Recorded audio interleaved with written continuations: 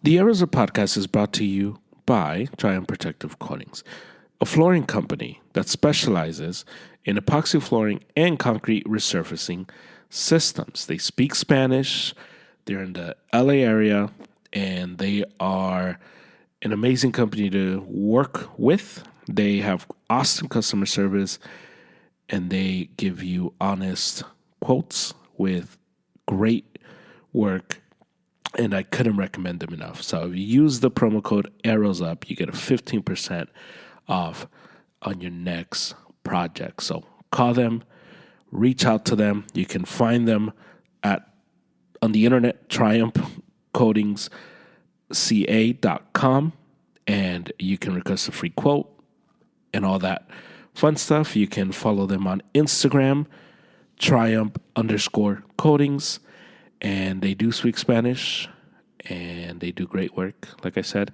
So check them out. Promo code ArrowsUp, 15% off your next project. Welcome to the Arizona podcast.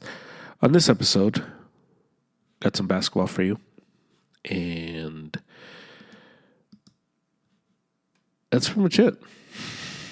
Just some basketball, and go through just some of the games and storylines, and just give you a little just kind of recap of where we're at with the NBA playoffs as they are in full swing. A great night of basketball tonight on this Monday night, and so I want to get into all of it, get into the series for the semifinals, and give you a little Laker talk as the Lakers are out, and just want to give you my thoughts on what the Lakers should do, what the future will probably hold for this franchise. So stay tuned. So here we go.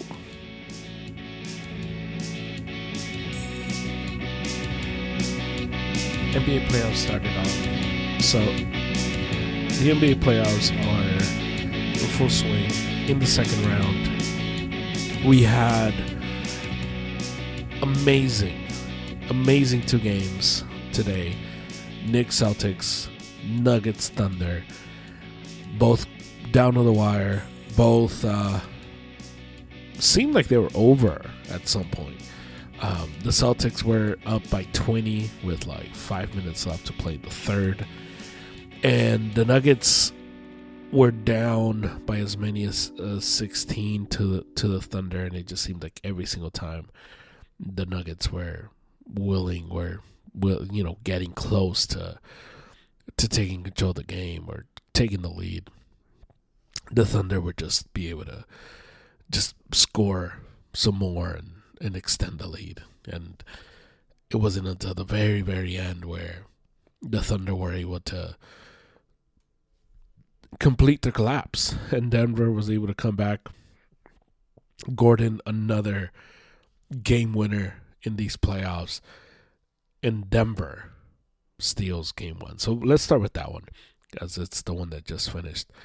So heading into this series, and by everything that we saw by Golden State in the first 4 games of their playoffs versus Memphis, everyone was just penciling them into the Western Conference Finals, and when I say we, the majority of basketball people, were just like, yeah, the Thunder are the best team in the West. They are arguably the best team in basketball, and they're just gonna walk into the NBA Finals. And they played Memphis, and they took care of Memphis, totally dismantled them. After the first game, on one of my pods, I said that don't even bother watching Memphis versus OKC. Don't bother. It's gonna end in 4. It ended in 4, and there was no reason to watch a second of that series. Now they finished playing the 26th, April 26th, and since then they had been off. They'd been off since then, and you start counting, and it's a young team that doesn't need the rest. It's a young team that, on the contrary, you want them to constantly be playing.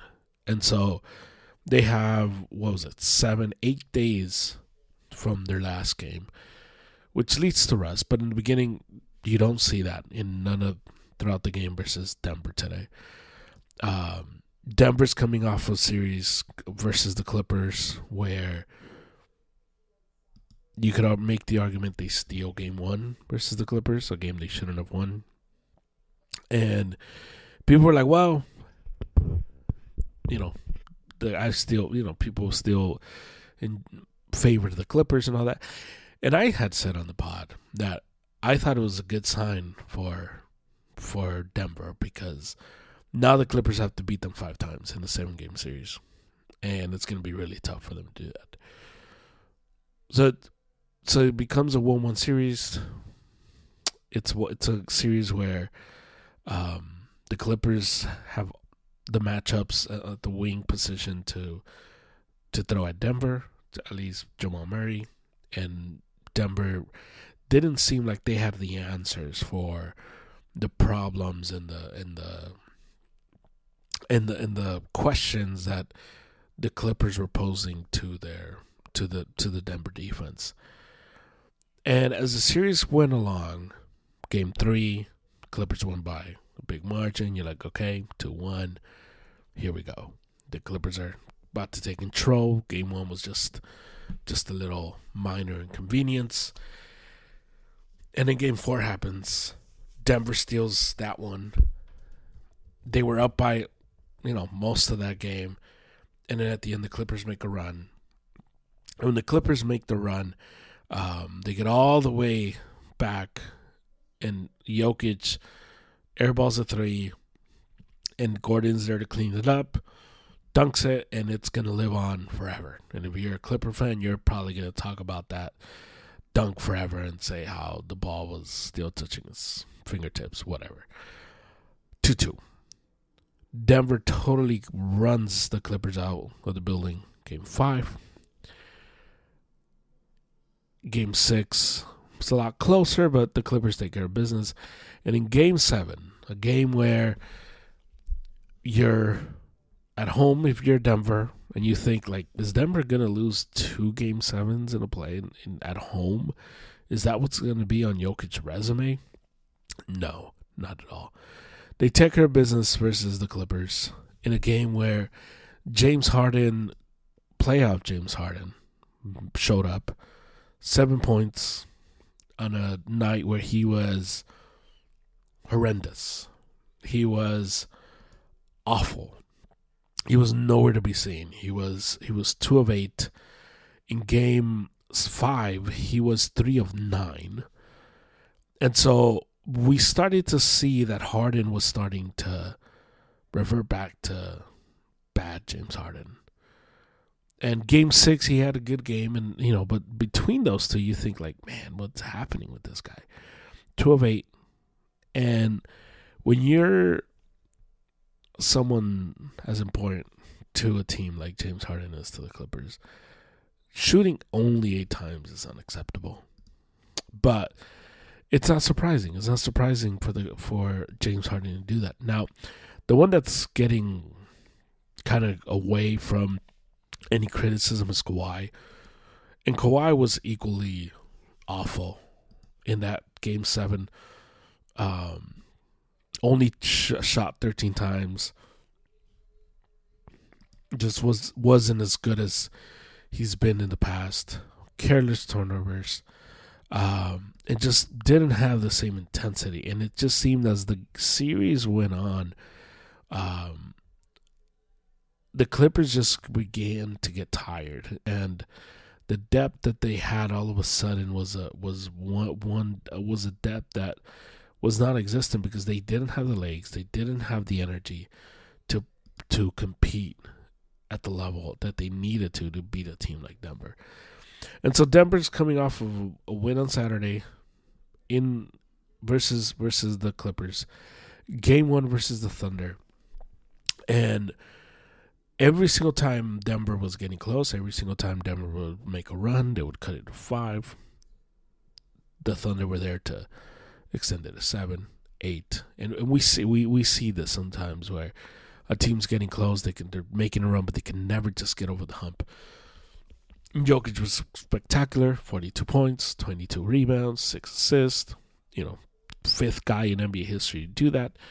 So historically, he was incredible. And what creeped in today, and the biggest thing that keeps me, I shouldn't speak for everyone, keeps me from crowning Oklahoma City, is that we haven't seen them do it.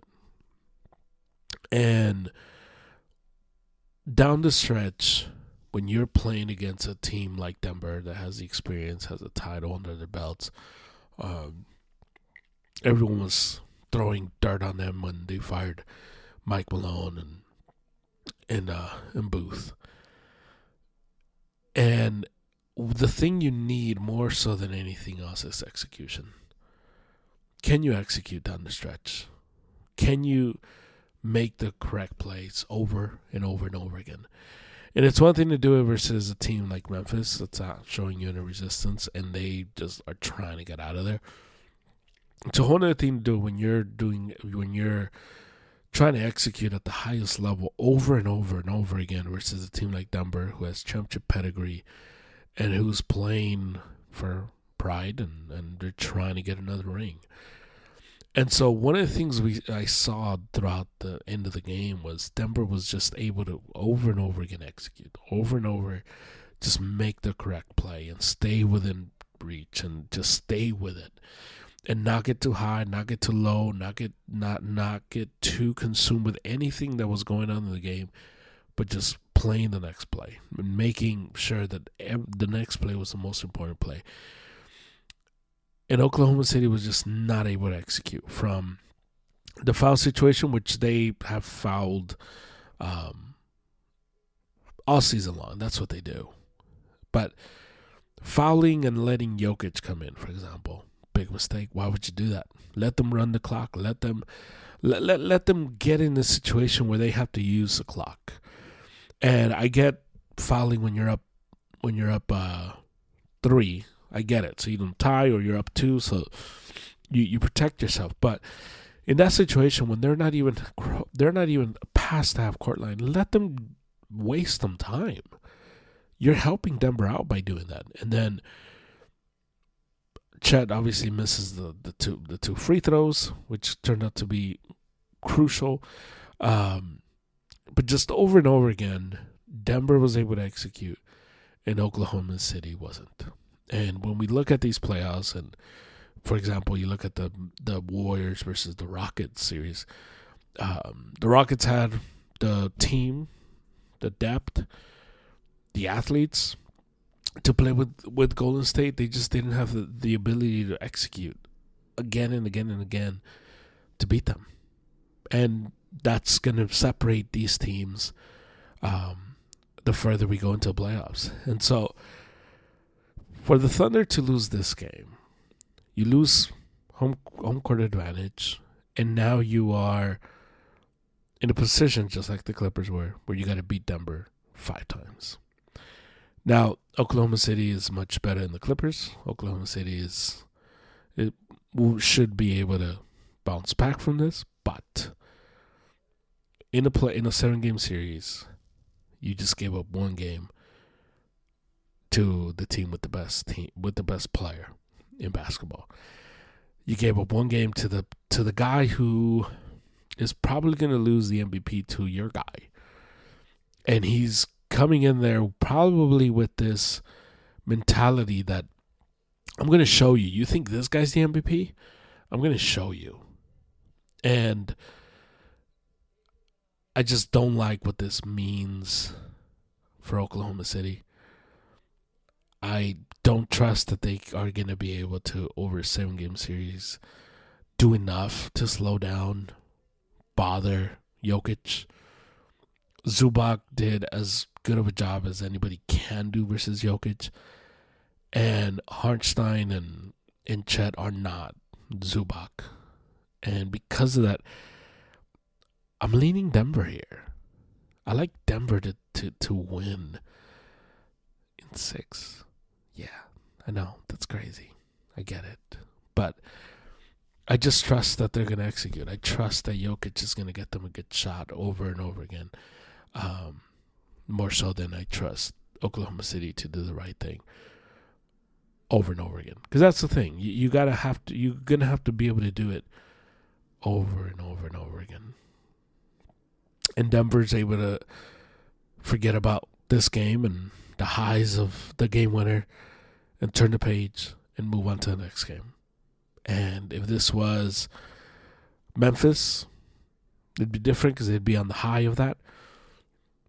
But Denver's not going to be hung up on the great shot that they hit in game 1. The Knicks Celtics, another good game. One of the craziest stats I think I've ever heard. The Celtics in the third quarter took 20 shots. 19.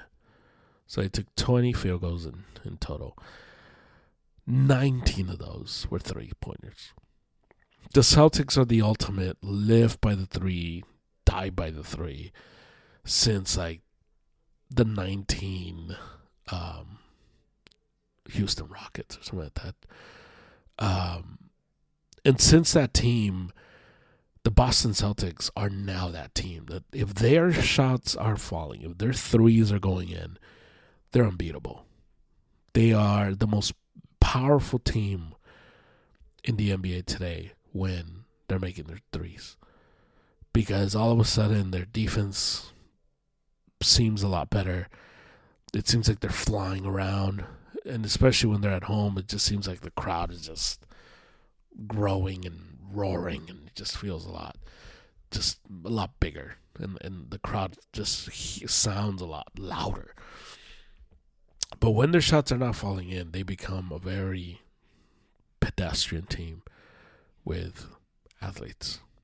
And what we saw today from the Celtics was they were able to take a commanding lead. They were able to go up by 20. And in that third quarter, they got to 3-point happy. And that's all they wanted to do. That's all they wanted to shoot.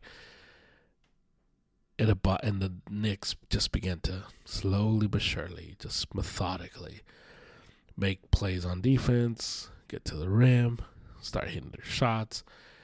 And all of a sudden, we just began to see the Knicks just stay within themselves. And Karl-Anthony Towns didn't get into any foul trouble in the second half.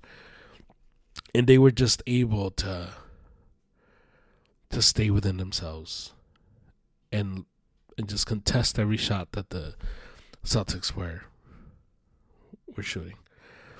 And so what we need to see here, because unlike the Thunder and the unlike the Thunder and Denver, I do think Boston can execute. I do think Boston's capable of just putting this game behind them and moving forward. What is alarming for the Celtics team is how married these guys are to their system. And Jaylen Brown after the game was saying how they have to kind of attack the basket more, not to shoot too many threes. But I wonder, how come you don't see? How come that type of conversation doesn't happen in game? How is it that a coach was, whether it's Joe Mazzulla, another assistant coach, is not saying like, hey, why don't we just drive, guys? Let's attack the basket here. We're shooting, we're up to 18 of 19 shots or 3-point. Let's just drive. Huh? Can we get a layup, please?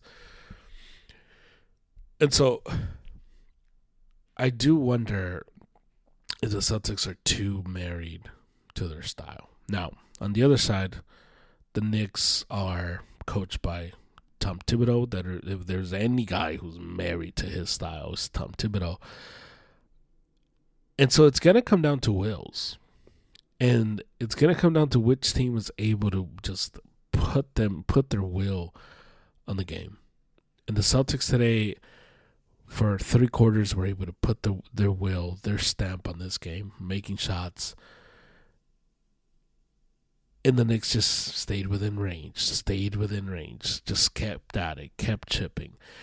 And Jalen Brunson, when the game is tight and when you need a bucket, he's able to do it. He's proved over and over again that he is capable of just making space for himself and just getting a good shot over and over again.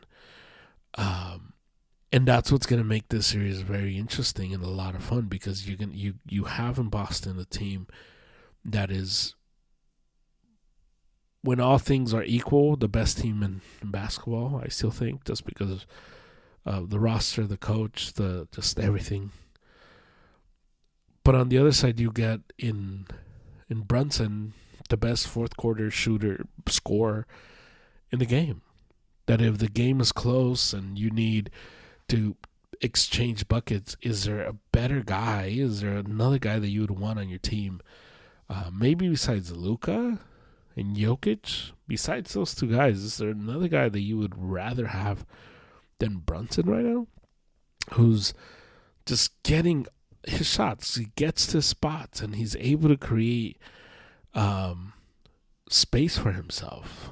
And that's when when you talk about like a guy like Brunson, who's a little guy, that's always the fear when it comes to the playoffs. Like, are they able to stay competitive over and over again as the games get more physical, as they throw length, and Brunson is still capable of making space for himself, getting to the basket, getting the shots that he wants. And it was a very good game. Very first good game. And it's going to come down to the wills. And if the Celtics are going to force themselves to shoot a bunch of threes, they missed 45, playoff record. If this is what they're going to do, they might still win because they're just a really good three-point shooting team. But they also may meet the fate that the Rockets met a few years ago. Because if you live by the 3, you're going to die by the 3. Tomorrow, we get Game 1 of Warriors-Timberwolves in the series. 2 teams that are coming into this very differently. The Timberwolves dismantled the Lakers in 5 games. And they're coming in with high confidence, feeling great about themselves, having home court, and playing against a Warriors team that's much like the Lakers, older, not as big, but also a different Warriors team, where this Warriors team has a good enough roster to compete versus them. We saw Anthony Edwards, for example, in Game 5 play really bad. And he's if Julius Randle doesn't save him, then it's we're kind of looking like, man, Ant, like you kind of suck today, man. But we don't have to go there because they won, so it doesn't matter. But Golden State is going to go into this series with 2 guys that are going to give Golden State the ability to handle all the trash talking, all the attitude, all the feistiness that's going to come from Minnesota or from Ant. Jimmy Butler and Draymond Green are going to be able to do that for them. And because of that, this becomes a series where the Warriors almost, and I wish the Lakers would have done this, where you're baiting. You want to bait Anthony Edwards to think, I am the guy. I'm, to play hero ball pretty much. And you almost want him to think like, yeah, I took down KD last year. I took down Luke and LeBron this year. Now I'm taking down Steph and Jimmy and Draymond. And almost see himself as like the Kingslayer. Because that's what's going to help Golden State. I like them. I like Minnesota in this series just because I just think that they match up really well versus Golden State, and Golden State gave it all to beat Houston. I don't think they have enough gas in the tank to beat a team like Minnesota. So I'm going with Minnesota. Although I think it's going to be a lot of fun.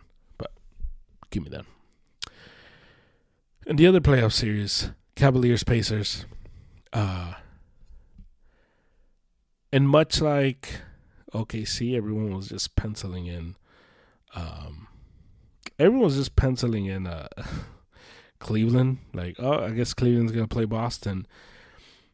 And look, I'm not saying Indiana is going to make the finals, but we have to put some respect on their name because they know what they're doing, and they are a really good basketball team that are a nightmare for any team that they can play.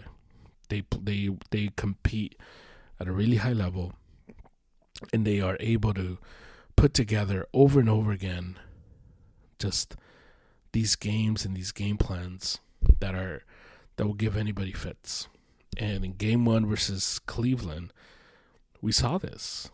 They were not afraid of the moment. They were not afraid of going to Cleveland. And they forced Cleveland to get on this track meet with them. And it opened everything up, and Tyrese Halliburton was dicing them up. He was driving to the basket over and over again. And this is something that if you're Evan Mobley, if you're Jared Allen for Cleveland, you're going to have to take that seriously. And you're going to have to just take it upon yourself to say no layups. Tyrese Halliburton's not going to attack us.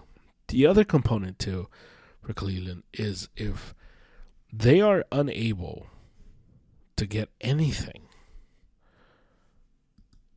at all in this series from Darius Garland, who hasn't played in play in game 1. If he's not able to come up in any of these games, or if he's still going to miss time, I don't think they can beat the Pacers. I don't think they have enough. They don't have enough scoring, enough offensive firepower to beat these Pacers, because these Pacers are extremely confident. They already got the game they needed on the road, and Tyrese Halliburton is Tyrese Halliburton again. He's playing phenomenal, and Nembhard is playing phenomenal, and Siakam just gives them everything they need. He is like the perfect Swiss Army knife for that team, and he's giving them everything they need from him, and they are putting together they put together in game 1 this masterful plan to beat that team. And so when I look at the Pacers, I look at a team that's very confident, a team that hasn't bought in and doesn't believe everything that has been said about them, doesn't see Cleveland as this juggernaut that nobody can beat. They see them as their equal. And if you're the Pacers, you're thinking, hey, last year we made the Eastern Conference Finals. We feel pretty good about ourselves. We belong here. And so the key for that series is going to be Darius Garland. If Darius Garland is able to play and is able to show up in that series, I think Cleveland wins that in 6. If he's not able to go, and everything just falls on the back of Donovan Mitchell, I like Indiana, because what you don't want to see if you're a Cavs fan is Donovan Mitchell reverting to Utah Jazz Donovan Mitchell, where he's getting his stats, and you can look at his stats and say, well, Donovan Mitchell balled out, but it will result in no wins. So it should be an interesting matchup, and the question is, when will Darius Garland come back? And that's it. I'm going to do boxing with David on Friday's pod, so stay tuned for that. But my final thought for today, this weekend was, hyped up to be this amazing boxing weekend, and it turned out to be kind of a dud. And shout out to Inoue for saving the weekend. But I know we tout these and we give credit to these boxers and these fighters for being warriors and stepping into the ring and putting their lives on the line and things like that. Can we make it to where you can't run? Like, if you're going to show up, if you sign up to fight somebody, you sign the contract, can you fight? And I don't know what can happen. I just know that what I saw on Saturday, Canelo versus Skull, was embarrassing. And over the last few years, we've seen Canelo fight Berlanga, we've seen Canelo fight Charlo, and we've seen these guys show up with no interest in fighting, no interest in competing, no interest of going for a win, no interest in going out on the shield. And we've seen these guys that are just interested in the paycheck and adding Canelo to the resume and the press conferences and the limelight that fighting Canelo brings. But they didn't go in there with an intention to fight, an intention to win. And because of that, it becomes a very boring fight. In School was like a crazy version of that. This guy was running throughout the entire fight. And it was just bad. It was an awful night of fighting because of that. It was a horrible main event because he was just there to run. He was there to cash a check. And if we're going to make a big deal of these warriors, then let them be warriors.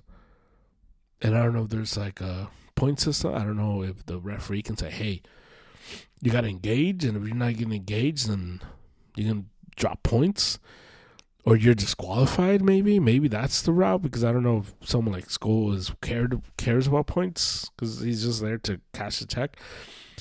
And also, let's hold accountable these fighting institutions. Let's hold accountable these governing bodies for these bouts, because the IBF is the one that took the title from Canelo, because Skull was mandatory. Why did Skull become mandatory? Who knows? He fought nobody worthy to become a mandatory. And it's time to remove the mandatories. It's time to remove the mandatories from these belts, because it just creates this false idea that these fighters have earned the right to fight Canelo or whatever champion. And that's not the case. And so if you're one of these fighters, if you're one of these guys that think that you're just going to get a belt and you're just going to get a massive payday, I think that the system needs to be fixed to where the guys that get a title shot are guys that are actually going for titles, the guys that are actually going to try to win, and not guys that are there to cash a check. Let's fix that. Let's get rid of that so that we can have good fights and we can get what we pay for as a consumer. So that's my final thought. With that, I'll talk to you on Wednesday. Christian World 3 Wednesdays are back this Wednesday. So until then, see you later.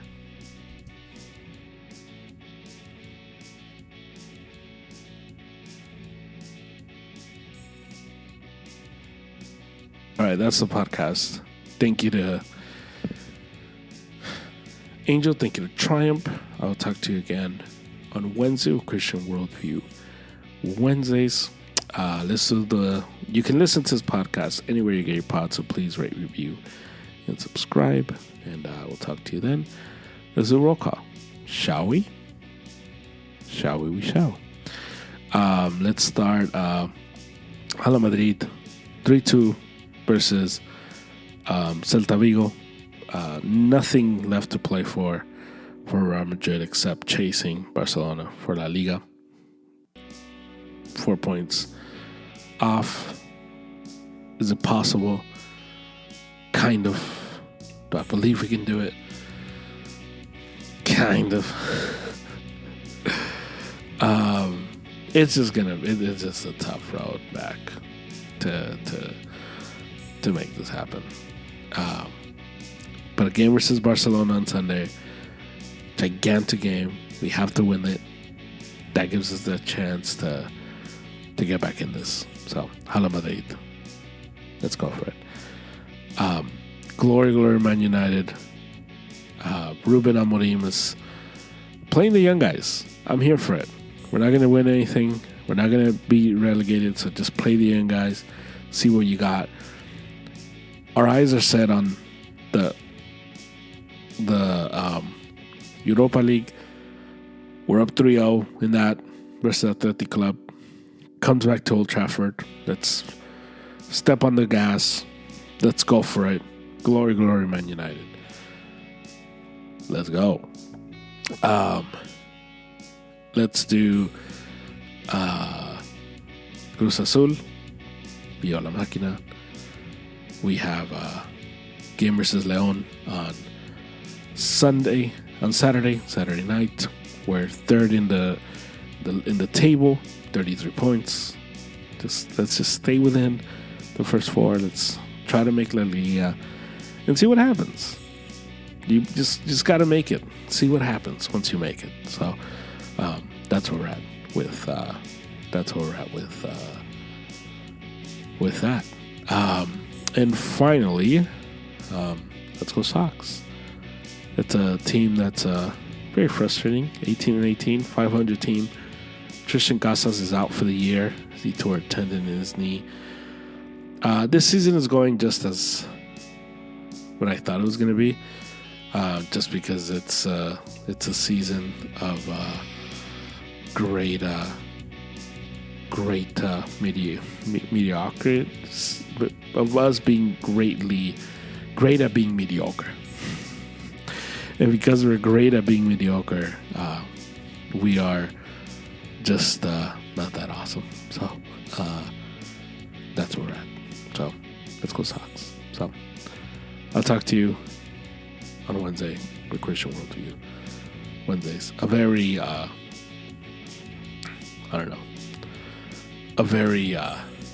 just accepting our mediocre state. Let's go Sox. Protective Coatings, a flooring company that specializes in epoxy flooring and concrete resurfacing systems. They speak Spanish. They're in the LA area, and they are an amazing company to work with.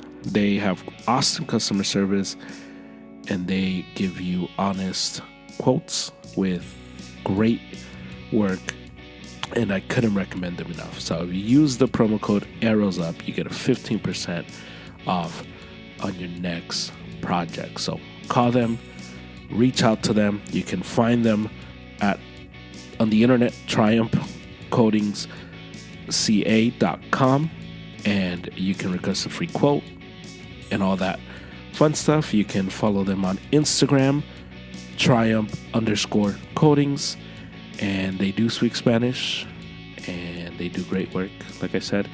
So check them out. Promo code ARROWSUP, 15% off your next project.